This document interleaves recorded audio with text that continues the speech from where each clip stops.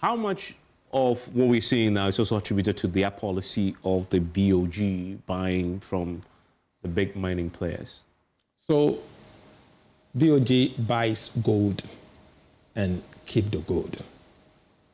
It's different from buying the gold, exporting the gold, and bringing the forex. Yes, because within the gold... It is two different... I hear people comparing these two policies, but they are two different policies. It doesn't mean the same. But we need the gold to buy oil. One uses local currency to buy the gold and keep the gold in its vaults. We buy the gold, sell the gold, and bring the forex to accumulate reserves. But you know, the impact should be the same, because the BoG keeps the gold and then ultimately buys oil with it.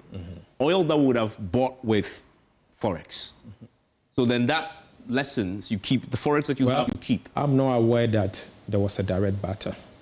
Okay. I'm not aware. There was no direct barter. What about the gold for oil? It didn't work.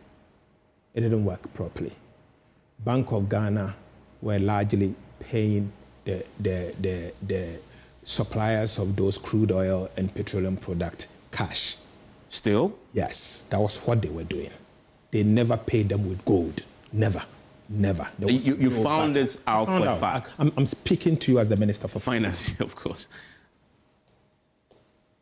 But they had a whole policy running called Gold for Oil. But I'm telling you, there was nothing gold going out and bringing oil in. They were actually, someone somewhere, sitting somewhere in the Emirates was supplying the, the BoG oil distribution company.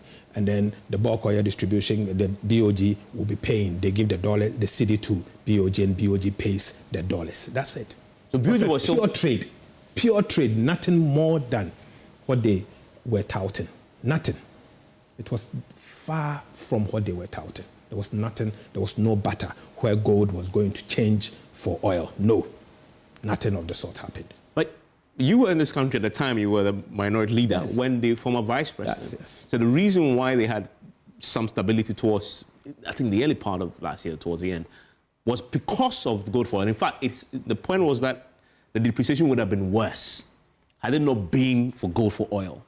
I'm telling you for a fact, there was no barter. There was no barter. So what did they do with the gold that they bought back? Well, they were keeping the gold. You've met them? Oh, yes. I asked. They were keeping some gold. You could see that their gold reserves increased. That was a fact. That was a fact. It increased. They were keeping the gold that they were buying. The central bank was buying gold. They call it gold for reserves. Yes, that's what they were doing. There was no real barter. Nothing of the sort happened. Okay. That obviously something that I'm pretty sure in the coming days we'll hear your colleagues on the other side. Oh, yes. And I will expect them to challenge me. Okay. Let's...